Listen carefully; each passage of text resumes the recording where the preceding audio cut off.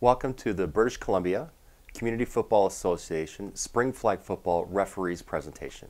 I'm Doug Pauls, Spring Flag Football Coordinator, and I'm looking forward to spending the next 45 minutes with you as we go through how to be an official for BCCFA flag football.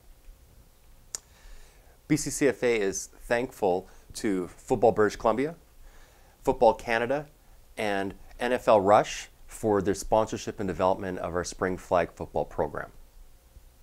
The exciting part about BCCFA football is the exciting growth that we've seen. Starting back in 2008 with 231 individuals being involved, and as you can see, there's been steady increases in the number of participants.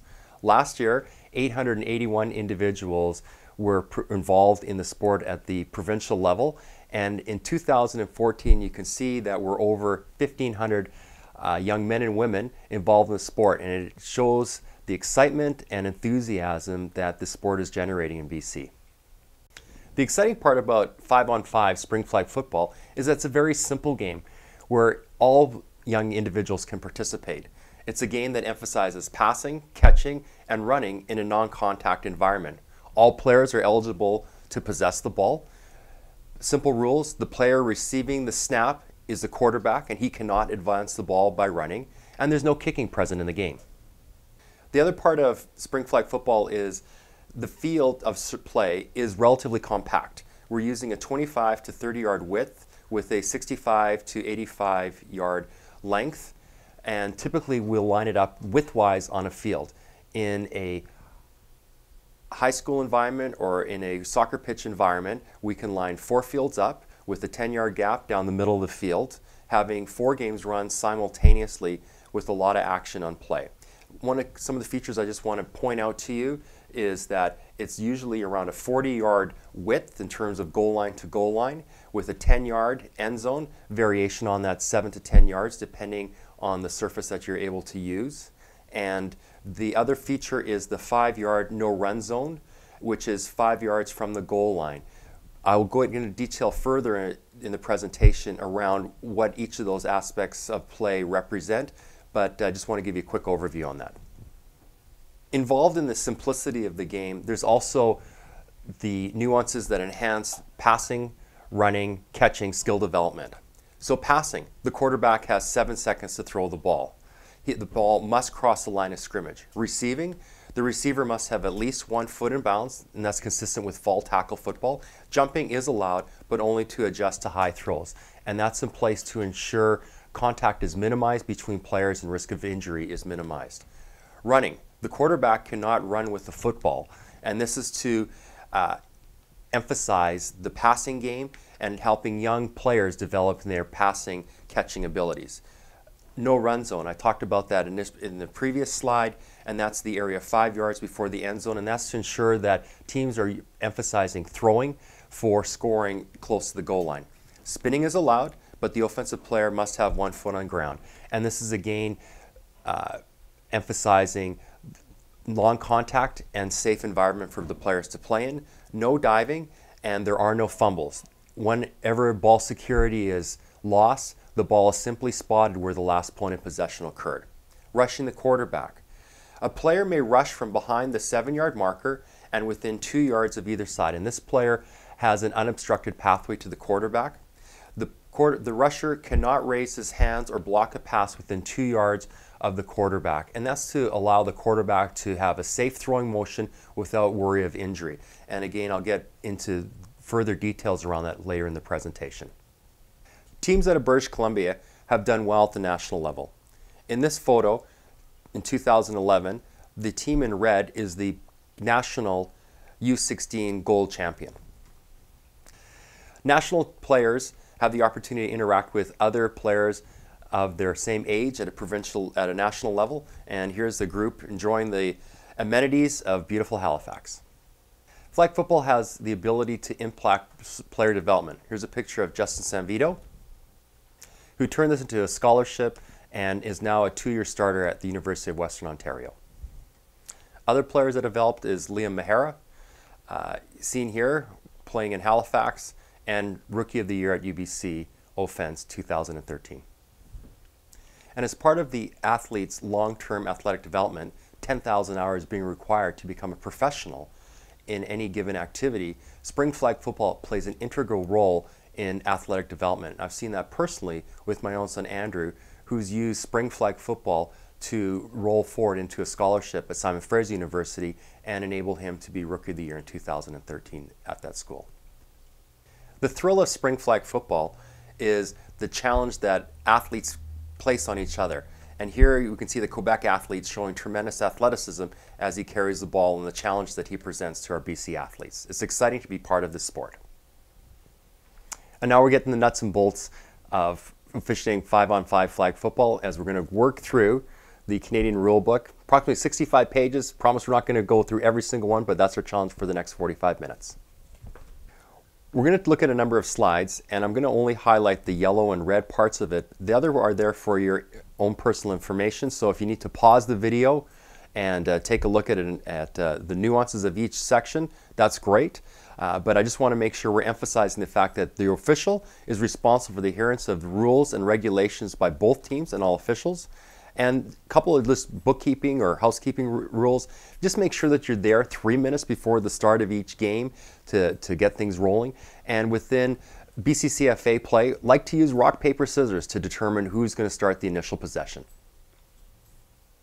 All right, let's jump into general play. 2.1. The offensive team takes possession of the ball on its 5-yard line and has 3 plays to cross midfield. When a team crosses midfield, it has 3 plays to score a touchdown. If the offense fails to score, the ball changes possession and the new offensive team takes over on its 5-yard line. 2.2. The ball must be snapped by the offensive center. 1 yard is required between the offensive and defensive players.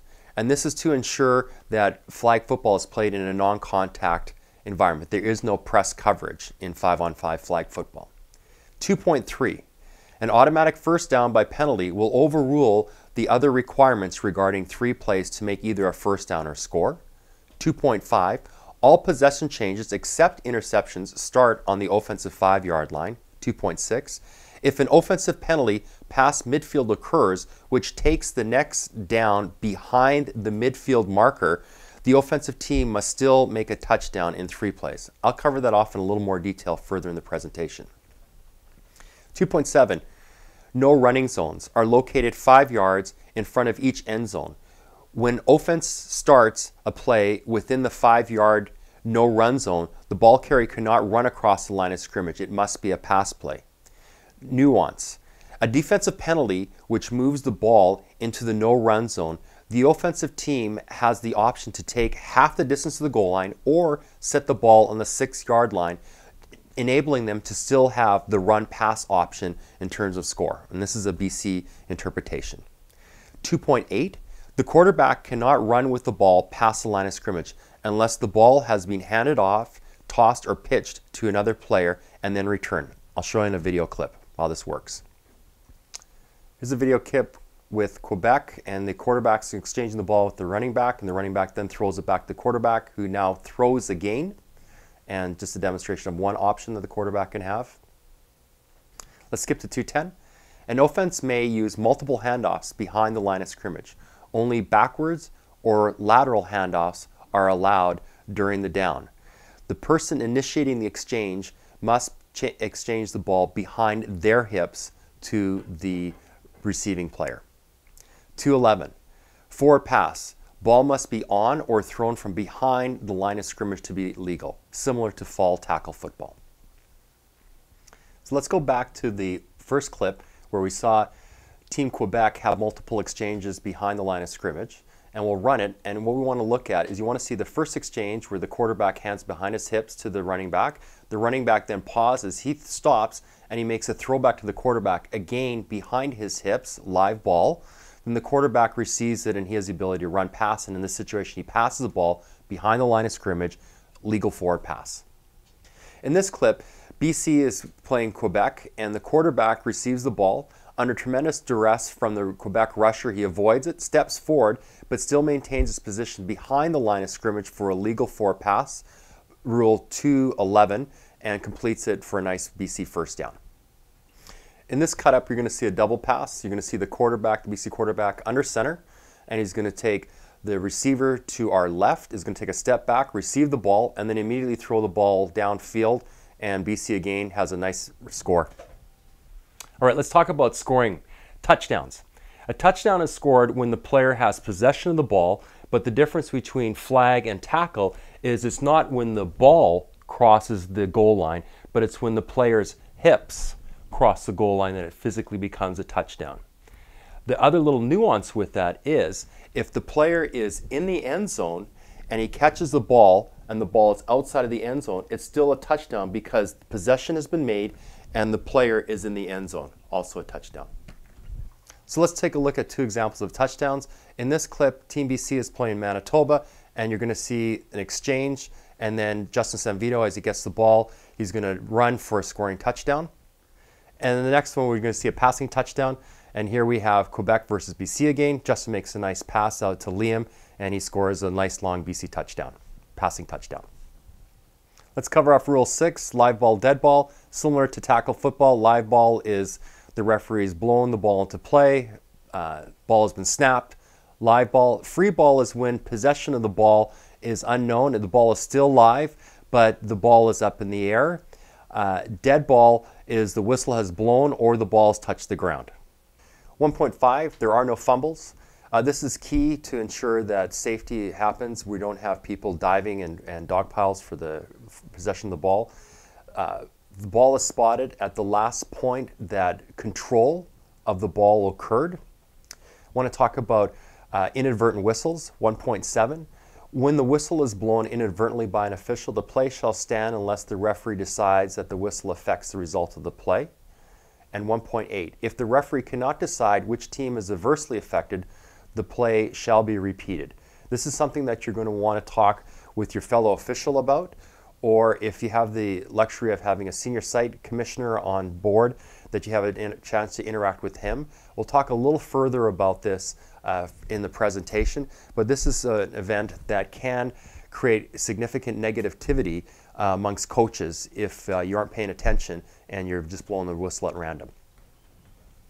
In the next two clips, we're going to look at fumbles. In this clip, Team Nova Scotia, the quarterback will receive the ball and he'll attempt a handoff to the running back. The ball hits the ground. The ball is spotted where the quarterback last had possession. In this situation, 3 yards behind the line of scrimmage, next down, and loss of 3 yards. In this video clip, we're going to see Team Saskatchewan, and the center will snap the ball over the quarterback's head.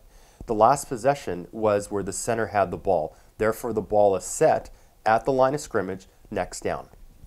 Touching base, inbounds, out of bounds, just to make sure that we all understand this. Inbounds is the area around the perimeter of the field. Out of bounds is obviously the area outside of it. Big issue with that is for the player to be inbounds, you need to see grass between the player's foot and the white line. If any part of the player's body is on the white line, he is out of bounds. We're on to Rule 8, control and possession of the ball. Control of the ball. The ball needs to have a firm grip, one hand or both, and not spinning. And the player then needs to make an athletic move with the ball to demonstrate control. Possession of the ball is same criteria, and this is where we're going to determine scoring or first down, and dead ball, and you can take a look at the list in terms of all the criteria for dead ball. In this clip, we're going to see BC versus Northwest Territory. Justin throws the ball up. Liam jumps up in the air, tips the ball. Ball is live. He then catches the ball with his other hand, gains possession of the ball. He controls the ball and is in the end zone. Touchdown, British Columbia. Rule 9, the huddle.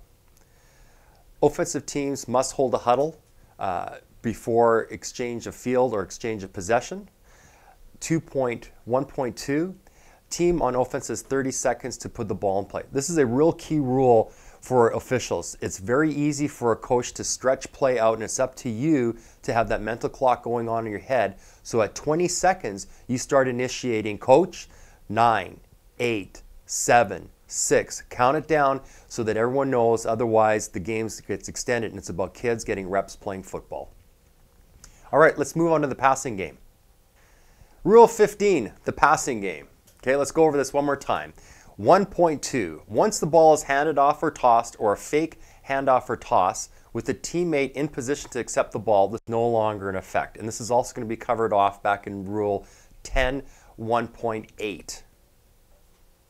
You want to pause and just take a look at the other rules on your own as far as passing so that you've completely familiarized with quarterback play.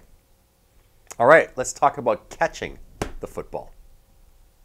Rule 11, receiving, 1.1. All players are eligible to receive passes. The exciting part about flag football, that includes the centers or your linemen that are come over and helping you.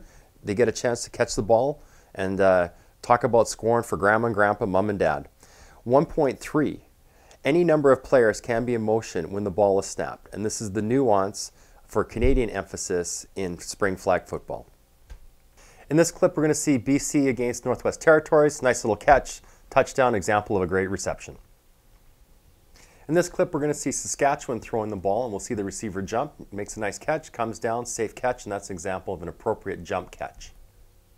In this clip, we're going to see an example of a legal vertical jump, BC versus Quebec, and we're going to see Liam go up in the air vertically, staying within the cylinder of his body. He's not moving laterally, right or left, going up and catching the ball. Now, if Liam had moved laterally and initiated contact with the opposing player, then even though he caught the ball, it would be ruled an illegal reception, roughing offense.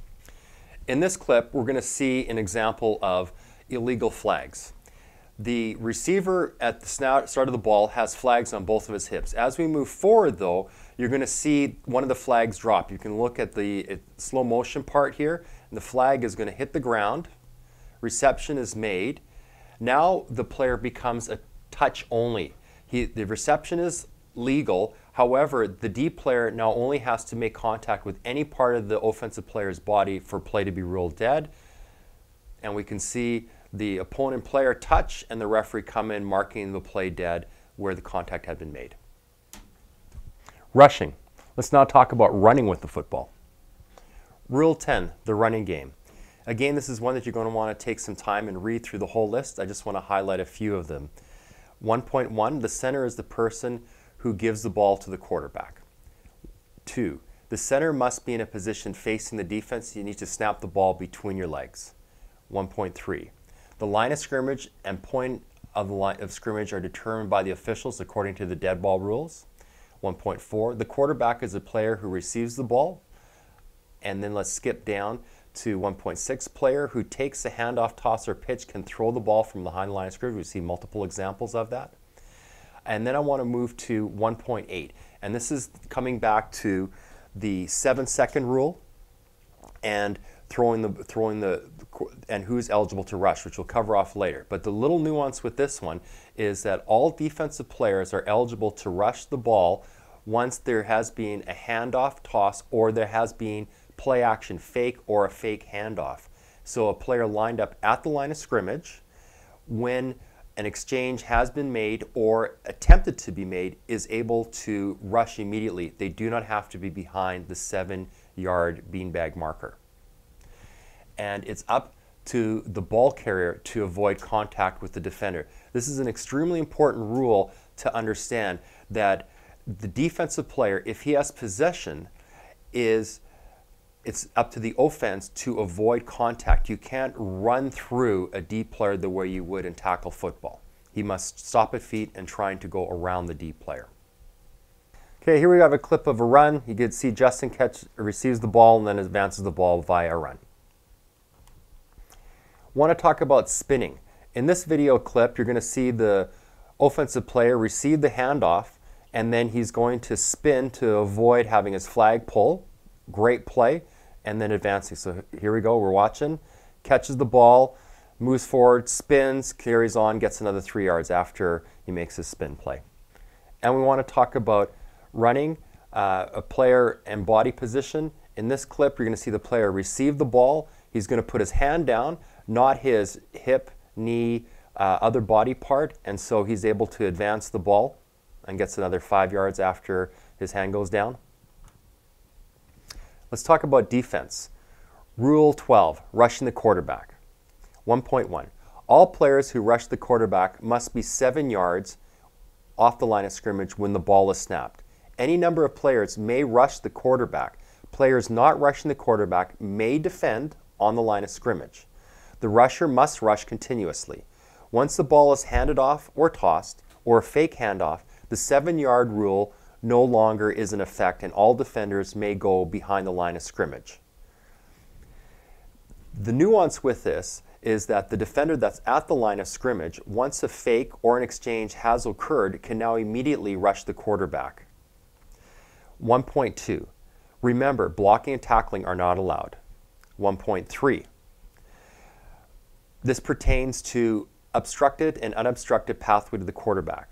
A rusher that's lined up within 2 yards of the beanbag, 1 yard on either side, has an unobstructed pathway to the quarterback. It's up to the center or any offensive player to move out of his path as he moves towards the quarterback.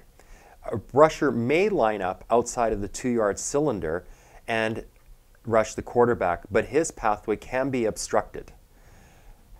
In this video clip, we're going to see the Quebec rusher, who's a quick little boy that we featured at the beginning of our presentation, sacking the BC quarterback.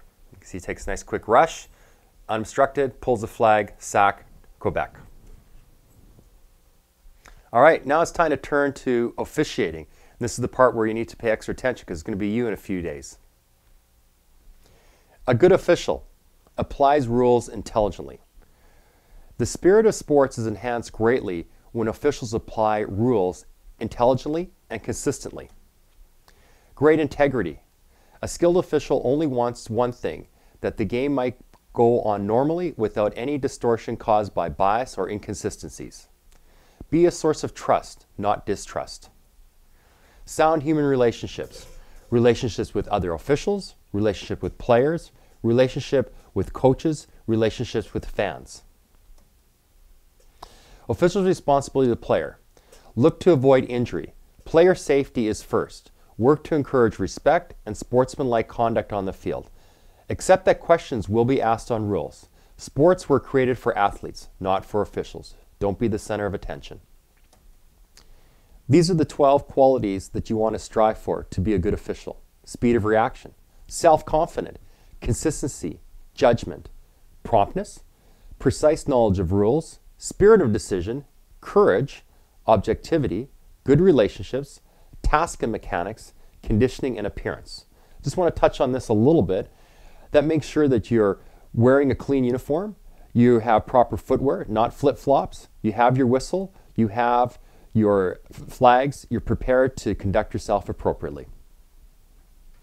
All right, let's move back and talk about the basics of 5-on-5 spring flag football. In your package, you should have received the BC Community Officials cheat sheet. Up in the corner, we've got the summary of the basic rules and then a summary of infractions that you'll want to be aware of. You can find this information at bccommunityfootball.ca. All right, basic 5-on-5 flag football rules. Passing. The QB has 7 seconds to throw the ball, but if there has been a handoff or a fake handoff exchange, then the 7-second rule is eliminated. 4 passes must cross the line of scrimmage. Receiving, the player must have at least 1 foot in bounds, and jumping is allowed, but only to adjust to high throws. Running. The quarterback cannot run with the football, and the no-run zone is the area located 5 yards outside the goal line. Pass only in this territory. Spinning is allowed, but the offensive player must have 1 foot remaining on the ground at all times, no diving, and there are no fumbles. The ball is placed at the last point of possession. Rushing the quarterback. A player may rush from behind the 7-yard barrier and within 2 yards left and right. He has the unobstructed path to the quarterback, or if he is outside of that, he can rush, but he has an obstructed path. The rusher must not raise his hands or block a pass within 2 yards of the safety zone of the quarterback. This is to ensure that the quarterback will not risk injury on throwing.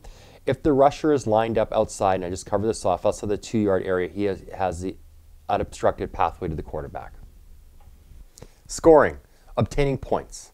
A touchdown, 6 points, just as fall tackle football. Extra point. Offensive team has 2 options, single or 2 points. A 1 point extra point, the ball is placed on the 5-yard line and the ball must be advanced via pass. A 2-point convert, the ball is placed on the 12-yard line, and the offensive team can either run or pass the ball to convert the convert. Safety, 2 points. A safety occurs when the offensive player is in his own end zone and has his flag pulled. The defensive player then gains possession of the ball on their own 5-yard line. During a convert, if the ball and the defensive player returns the ball to his own goal line, it's a 2-point safety and possession. It's a 1-point convert. BC has the ball on their own on the 5-yard line, throws, catch, 1-point convert. And in this, a defensive touchdown. BC has the ball, throws it up, intercepted, return, defense. And in this clip, we're going to the end zone. His flag is pulled, safety. What our equipment? Have your whistle, flag, beanbags. I'd recommend multiple line of scrimmage, and one is a 7-yard rush. Pen and paper to track score of game. It's easy to lose track of if a convert had been scored, if it's a tie, who's leading. Important that you keep track of that. And good, clean uniform, make sure that you're looking the part. Okay, did you say stop? Tapes rolling, 2, 5, 4, 3, 2. Officials' equipment. Every game you want to make sure that you have your whistle. Flag guarding. The proper way to run with the football is high and tight. This is the way I suggest the young men to run with a football. The way commonly athletes will run with a ball is in the running motion in this fashion. This is all right. However, if the defender comes to reach for the flag and any part of the hand or ball makes contact with the defender's hand, flag guarding. Blow the whistle, ball's marked dead there, back 5 yards, next down. Or ball on the other side, using the hand in the Heisman type approach to defend the flag. Similar situation. Blow the whistle, infraction, at the point of infraction, spot the ball, 5 yards back, next down. Now let's take a look at a game situation flag guard. In this clip, the Northwest Territory quarterback will receive the ball, and as he's being rushed, he'll use the ball to defend his flag from the BC defender. You can see the official makes a nice call, throws the flag, infraction, Northwest Territories. In this video clip from the 2010 National Championship game between BC and Ontario, the Ontario rusher is going to have a clean rush towards a quarterback exchange. However, the flag guard occurs in the end zone, and you'll notice that the official throws the flag, hands in the air, safety, Ontario, and possession of the ball back on their own 5-yard line. Right, let's talk about jumping, adjusting to the ball in the air. If the ball is straight in the air and the player jumps vertically, a great play. However, if the ball is lateral or outside of the cylinder of the body, if there is no contact with the defender, clean play. If there is contact with the defender, it ends up being offensive roughing and penalty, next down, back 5 yards. Okay, time to grab your cheat sheets again. Take a look at the defensive penalties. If you can pause the video and just take a look at these, and then we'll cover them off with video clips in a moment. In this first clip, we're going to look at rusher offside. And if you look closely, the foot placement of the rusher is across the beanbag. So immediately as he moves forward and he crosses the line of scrimmage, the official throws the flag for rusher offside. We're now going to transition into roughing. And this is where it's important that the official emphasizes player safety. When there is contact on the field, you need to make a call, otherwise the game can get out of control. In this video clip between BC and its opponent, we'll see the player catch the ball and then get flipped. An example of roughing, penalty, BC. Here you see the correct form of flagging, player positioned to the side, reaching to grab the hips, but avoiding contact. The next infraction we want to look at is defensive pass interference. And the key with defensive pass interference is, did the defensive player, has he made an attempt to play the ball, to catch the ball? And it all has to do with his eyes and body position. It's important also to look at where contact is initiated, whether it's in the course of play or whether or not it's initiated by the player prior to the ball being in the air. We're going to look at a couple of video clips that demonstrate this. In this play between Manitoba and BC, the Manitoba quarterback drops back and throws a long vertical pass to the Manitoba receiver. In the play, you'll see the BC player initiating contact prior to the ball reaching the Manitoba receiver. Defensive pass interference, 15-yard penalty from the line of scrimmage, first down Manitoba. In this video clip back from the championship game between Ontario and BC, the BC player demonstrates defensive pass interference. As he's attempting to defend the receiver, he does not make an attempt to play the ball. He simply runs with his hand up, interfering with the offensive player's ability to catch the ball. Defensive pass interference, BC. In this final video clip featuring a game BC and Ontario, the Ontario player makes a long throw, but in this situation, the BC player has turned, he's making an attempt to play the ball, has possession, knockdown, clean play, no pass interference.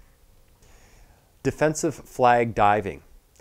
In this infraction, the onus is on the defensive player to remove the flag from the offensive player in a safe manner. If the defensive player, as he's pulling the flag, makes contact and risks injury with the offensive player, defensive flag diving is called. However, if the flag is pulled and there is no risk of injury to the offensive player, safe play, allowable contact. Illegal contact holding. Again, nuanced. If the play is such that in attempting to pull the flag, the shorts of the offensive player are grabbed, if there is no change in his forward momentum, it's considered in the course of play. However, if in the course of play, the offensive player's forward stride momentum is changed, altered, then it's considered offensive holding. Wherever the ball is spotted, it's moved 5 yards forward, first down, offense. Player conduct. One of the main themes within 5-on-5 flag football is sportsmanship, and any unsportsmanlike conduct must be stopped immediately. Inappropriate talk, trash talk, taunting, offensive language, discriminatory statements, official disputes that escalate to inappropriate levels are all considered unsportsmanlike conduct. A 15-yard penalty is assessed and the player risks ejection. This is up to the official to make the decision in terms of ejection or simply unsportsmanlike conduct. Okay, let's review. Special situations. Spinning, we've reviewed that. Allowable as long as 1 foot is on the ground. Fumbles. In flag football, there are no fumbles. The ball is simply blown dead and is spotted at the last point of possession. Tip ball. I haven't had a chance to cover this in depth. Want to review. We talked about self-tip, reception, allowable. Now we want to talk about O to D, D to O tips, and O to O or D to D tips. If a tip ball occurs between the offensive players, the ball is considered a reception. However, the point of possession or the point of the spot is at the first tip. Similarly, in a defensive situation, if it's tipped and intercepted, it is considered an interception, but it is spotted at the first tip. And this comes back to rugby type situations where was the ball lateral, how long was the possession? To simplify the rule, we have initiated that in tip ball situations, same team, reception or interception has occurred, but it's spotted at the point of the tip. Now, O to D or D to O, both of those are receptions and the ball can be advanced. So offensive player tipping the ball, defensive player receiving it, interception, advance, or defensive player tipping the ball, offensive player receiving it, reception, and can be advanced. And lastly, talk about control the ball, and again, 1 foot inbound, the ball has stopped spinning, the player has possession and made an athletic move. In this clip, Team Nova Scotia versus BC, the ball is thrown up, the Nova Scotia receiver tips the ball and then catches the ball, reception Nova Scotia.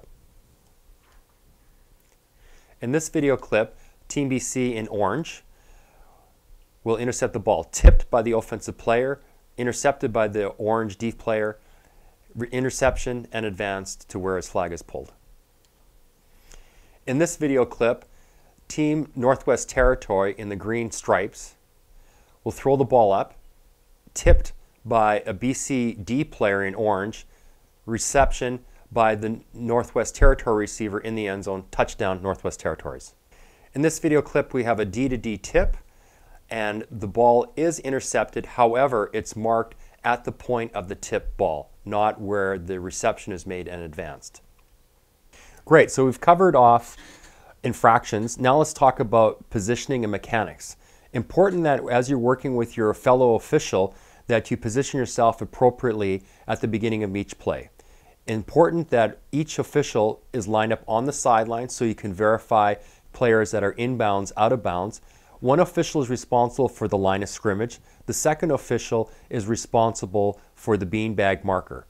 On the screen at the bottom, we see the offensive official at the line of scrimmage, and he is positioned on the line of scrimmage at the sideline.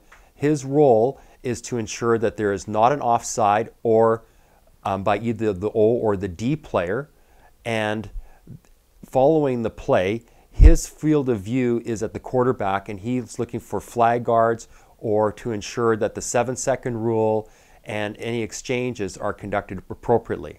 At the top of the screen, the second official is lined up with the beanbag. His role is to ensure that the rusher is lined up at or behind the beanbag. Once the play has been initiated, his field of focus is into the reception area, and he's looking for pass interference or offensive interference, any type of play. Other component of this is once the ball has been thrown or moving, it's important that the officials don't stay static but move with the field of play, and ideally you want to be within 5 yards of the ball, of the flag being pulled, so you can make a correct call on any infraction or ensuring that play has conducted properly. There may be situations where there is only one official for the game. In that case, you want to align yourself in between the line of scrimmage and the 7-yard rush bag, and you can be slightly infield because you're responsible for both sidelines. It's possible to officiate a game with a single official. However, you need to be more proactive in your approach and movement in order to ensure that conduct is conducted safely. All right, we've covered a lot of information, and now we want to put together probably one of the most important components in a game of flag football. Because both teams are looking to win, and whenever an infraction is called, one party is going to be positive and one will be negative, it's important that you manage those situations appropriately. I want to cover this off. So the first thing you need to make sure that's happening is that you're in control. The second thing is in terms of having a strategy for managing control and also recognizing when conflict is occurring. And this can be in the form of body language, directed to opponents, to teammates, and to ensure that you are recognizing that and taking the appropriate steps forward on that. Skip to the next slide. You need to have a plan for preventing conflict. The best way to ensure that you don't have conflict is to have a clear understanding of the game. You want to have that cheat sheet in your pocket, you want to make sure that you have proper mechanics, and you want to make sure that you are exemplifying all the attitudes of an excellent official. Have a clear head, stay objective, don't take it personally if there's criticism, and decide what deserves a response. Sometimes a non-response can be the best response. Also understand where you are in context of the game. Next slide. Implementing conflict management tips. Avoid threats. Tell the truth. Tell the coach players what you see. Don't underestimate what's occurring. This is important for the players, coaches. They spend a lot of time preparing for this event. And point to a shared goal that you're looking first for player safety, and secondly that the game is conducted in a fair manner. And then look to ways to resolve conflict. Next slide. Penalties. And this comes back to unsportsmanlike conduct and making sure that we're recognizing taunts, trash language, contact, any contact in terms of initiating fight, physical, verbal abuse. We need to make sure that we're keeping the environment safe, and that if this is occurring, you take control indicate to the player that their conduct is unacceptable and they're removed from the game situation. 8, ejections.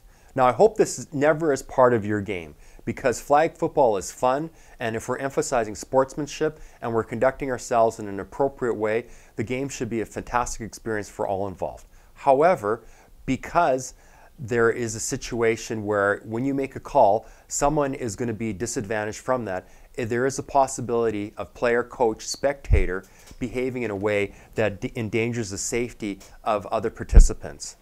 If it does come to a situation where you do need to eject a player, you want to ensure that the player knows that he has been removed from the game, that you've informed both coaches, and the player is physically removed from the field of play.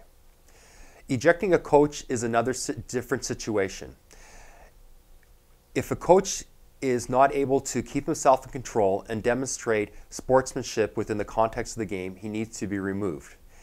Now, once this coach has been removed, if there is not a second coach in place to ensure the safety of the players, the game is suspended and the game ends at that point.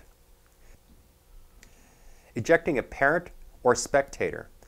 If a spectator or parent becomes verbally or physically disruptive to play on field, first off, identify which team this individual is affiliated with, approach the coach and see if he can resolve the situation. If this is impossible, end play. Remember, when ejecting a player, coach, or parent, never jeopardize your safety or the safety of those at the field. You're responsible for the safety of all involved. If a situation is deteriorating, end the game and let cooler heads prevail. All right, this concludes the BC Community Football Association Spring Flag Football Officials video, and I want to thank you for watching it. Now, let's put this all together. One of the first things you need to do when I'm officiating, I need to make sure that I'm properly equipped. So that means I've got my whistle, I've got my beanbags for the line of scrimmage, 7-yard rush marker, infraction flag, pen and paper to figure out score. I want to have my cheat sheet of rules so that I have been able to reference them in case there's something that I'm not 100% with. And I want to make sure that I have a clean uniform and I look the part. And I'd recommend either we have the full pullover, or one, when the weather gets really hot, are these little referee pinnies. These are fantastic. Second thing we want to make sure that's happening is that you get a chance to go and look at the playing surface. You understand where out of bounds are, the dimension of the field, and you also want to look for any discrepancies in terms of surface, potholes, rocks, again, player safety. Then we want to make sure that we've taken a look at player uniforms. Do they have unaltered flags? Are they tucked into the side of the shorts? Can I see 2 inches? Are the players' cleats such that there's no metal showing if they're screw-in cleats? Do the shorts, the color of the shorts, are they of a different color than the flags? Does the player have a mouth guard? And if there is any jewelry, is it covered up with tape or removed? And lastly, no baseball caps, but you are allowed to have sweatbands, something in case it is warm to keep water out of the player's eyes. You want to meet with the teams. I recommend it at least 3 minutes before the start of each game. Introduce yourself. Hi, Coach Smith. Hi, I'm official. And introduce yourself to the coach. That goes a long way to establishing rapport and minimizing conflict during the course of the game. Start the game on time. If you're working in a large tournament, you'll hear the sound of the horn. You want to make sure you get the players, the captains out very quickly. Rock, paper, scissors to start the game, and look for a great experience. Apply the rules of the game as fairly as possible. And the other little part about that is you want to let the coaches know what you saw. Nobody will dispute you if you can have a rational explanation for why you did or did not make a particular call. Coach, I didn't see the flag guard. Coach, I saw the hand slap the flag of the ball carrier, therefore it was a flag guard. Coach, the defensive player did not make an attempt to play the ball, therefore pass interference. Most coaches, players will be satisfied with that. They just want to know that you're engaged in the course of play and amazing things are going to happen. You'll have a great experience. Be confident, move with the play, and be in control. As I reiterated, be communicative with all involved, and keep the game safe. Remember, it's about player safety, that they're learning how to play football in a safe environment. You're enabling youth to develop their football skills in a safe and controlled environment.